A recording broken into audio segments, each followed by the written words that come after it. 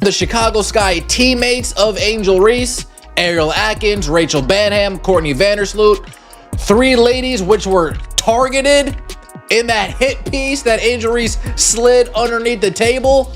Yeah, they responded. Not only did they respond, but the Chicago Sky responded as well. Did Angel Reese just turn from being the Chicago Sky's supposed franchise savior into their biggest liability? Think about it for a second.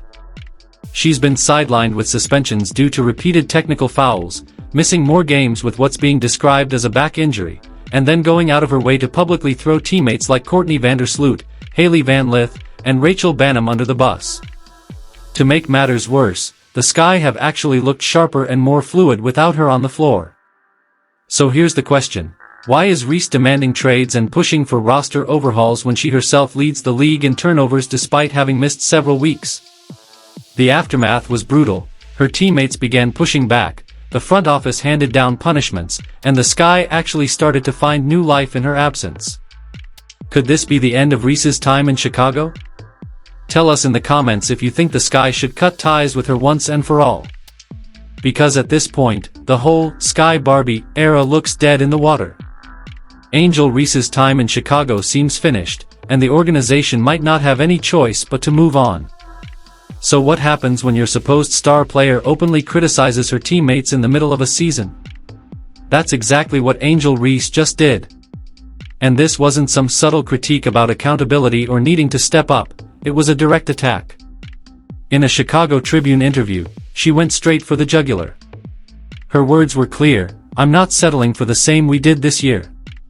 That line alone was enough to stir controversy, but she didn't stop there. Reese told the Tribune, "We have to get good players.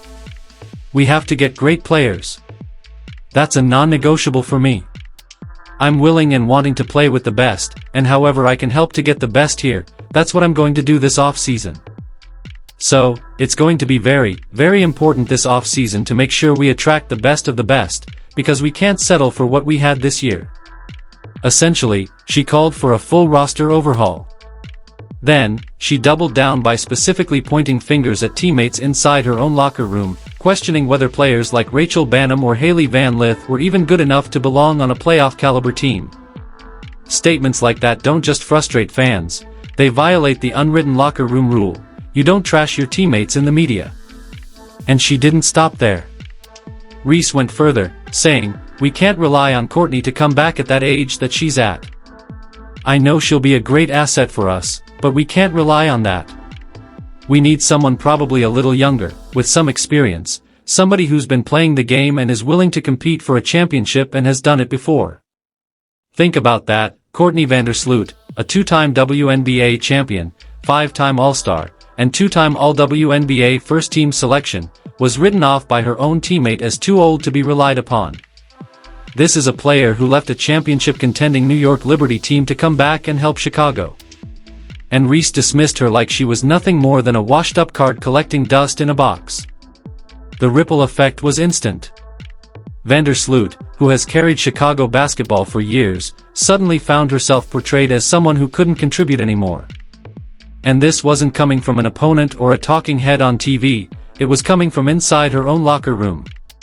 Never mind that she's still producing, still orchestrating offenses like one of the best floor generals the league has ever seen. To be dismissed that way by your own teammate? That cut deep. Meanwhile, the irony couldn't be stronger. Just last off-season, the Sky's front office literally reshaped the roster around Reese, even going as far as trading away the number 3 overall pick, Sonia Citron, to bring in Ariel Atkins. That was a massive gamble, signaling the franchise was all in on Angel Reese. But instead of unity, it only created more friction, magnifying every ounce of tension that was already simmering beneath the surface. Now imagine this from Ariel Atkins' perspective. She's brand new to the team, a respected player brought in to help elevate the Sky, and the first thing she walks into is a franchise cornerstone basically acting like the rest of the roster is beneath her. Instead of fostering teamwork, Reese treated the roster like pieces on a fantasy draft board. Atkins, to her credit, handled the situation with professionalism. She publicly defended her teammates and emphasized the need for collective improvement, while Reese's message was nothing but, "We need better players." That stark contrast said it all. One player was trying to build unity, while the other was openly calling for upgrades as if she herself wasn't part of the problem. And here's where the hypocrisy gets loud.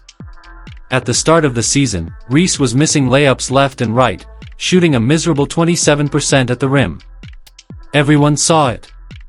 Yet Ariel Atkins stood at the podium defending her, offering support when the world was laughing. Nobody in that locker room went to the media to humiliate her for missing point-blank shots game after game. Nobody aired her struggles with turnovers or her string of suspensions. Her teammates protected her. But now? Reese has the nerve to publicly blast them. It's like watching someone complain about the paint job on a car while they're the one driving it into the ditch.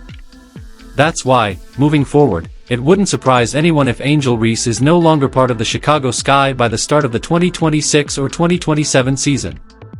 For all her rebounding talent, the headaches she's causing may simply outweigh her contributions. Instead of rallying her teammates, she's managed to isolate herself. Every time she points fingers, she moves further away from being seen as a leader. The locker room no longer views her as inspiring, they see her as someone tearing them down from the inside. Once that trust is broken, there's no fixing it. And when her actual play is factored in, things look even worse. This isn't just about words anymore. She's piling up turnovers, she's been suspended multiple times, and she's missed weeks with injuries. For her teammates, it's exhausting to watch. What happens when teammates stop protecting you in the media and start speaking their own truth? That's when you know the locker room has hit a breaking point. Reese's comments weren't just passing remarks, they lit a fire that burned right through the Chicago Sky's chemistry. Suddenly, players who used to stand by her didn't feel obligated to keep quiet anymore. And that's the danger of going after a legend. As the saying goes, if you come at the queen, you best not miss. Reese didn't just criticize role players, she went straight at Courtney Vandersloot, a WNBA icon. This is a veteran who's currently fighting back from an ACL tear, working tirelessly to make a comeback, and still holds the respect of the entire league. Yet Reese chose to publicly question her value. Fans and players alike saw that as crossing the line. The fallout was clear. Vandersloot pushed back, refusing to let her age be framed as a weakness. She confidently stated, "My age is absolutely not a factor. I am coming back better than ever." Those words carried weight because Vandersloot has spent her entire career proving people wrong.